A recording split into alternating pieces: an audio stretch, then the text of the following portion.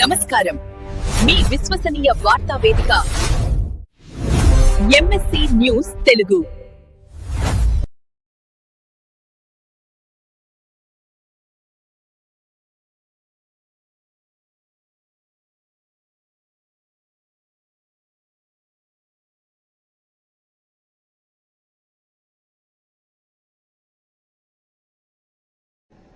ఈ వార్తలు సమర్పించువారు pulse hospital Vaira road RCM church ఎదురుగా ఖమ్మం.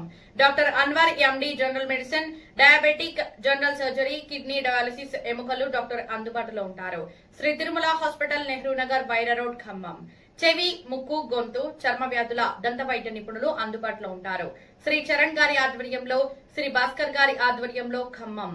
వైరా రోడ్ లో స్పర్శ neuro emergency hospital, doctor Apparao neuro physician అందుబాటులో ఉంటారు. కన్నెపల్లి పంప్ హౌస్ దగ్గర నీళ్లు లిఫ్ట్ చేస్తే లేదా అక్కడ నిలబెడితే మేడిగడ్డ దగ్గర భద్రాచలం కొట్టుకుపోతుందని చెప్తాడు.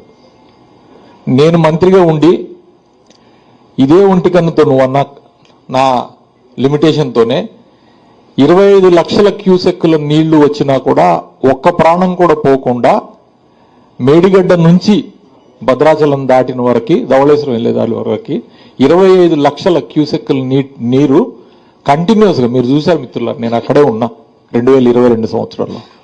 2023 సంవత్సరంలో కూడా 16-17 లక్షల దాకా క్యూసెక్కుల దాకా వచ్చింది. గోదావరి జలాలు రాలేదా? గోదావరి జలాలు 25 లక్షల క్యూసెక్లు భద్రాచలం క్రాస్ అయిపోలేదా? భద్రాచలం కొట్టుకుపోయిందా? ఇప్పుడు అక్కడ 1,00,000 క్యూసెక్లు కూడా లేదు కదా, దాదాపు ఉంటే 1,00,000 క్యూసెక్లే. వాటిని ఎత్తిపోసి ఉత్తర తెలంగాణకు సంబంధించిన వరప్రదాయని కాళేశ్వరం, ఆ రైతుల ఆకాంక్షలు నెరవేర్చండి. ఎల్నినో సీరియస్ ఎల్నినో ఉంది, వర్షాభావ పరిస్థితులు ఉన్నాయి.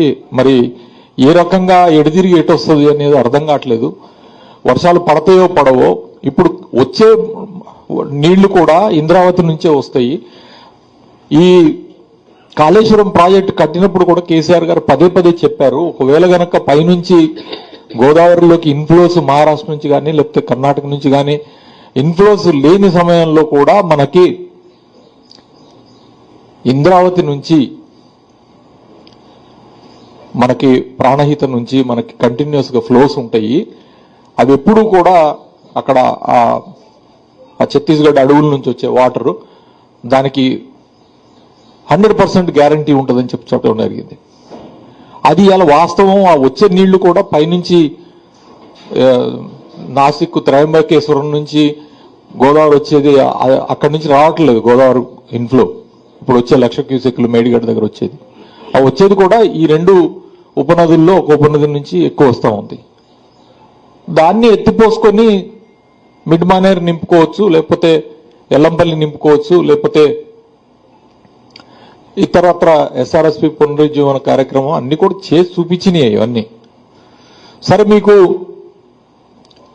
అహం అడ్డొచ్చో లేకపోతే ఇంకోటో కాళేశ్వరం పంపులో ఆన్ చేస్తే మళ్ళీ ఆ కాళేశ్వరం ప్రాజెక్టు గొప్పతనం మళ్ళీ మీరు ఒప్పుకోవాల్సి వస్తుందన్నో ఇవాళ అనేక అబద్ధాలు చెప్పి దాన్ని ఆ ప్రాజెక్టును పండబెడతా ఉన్నారు.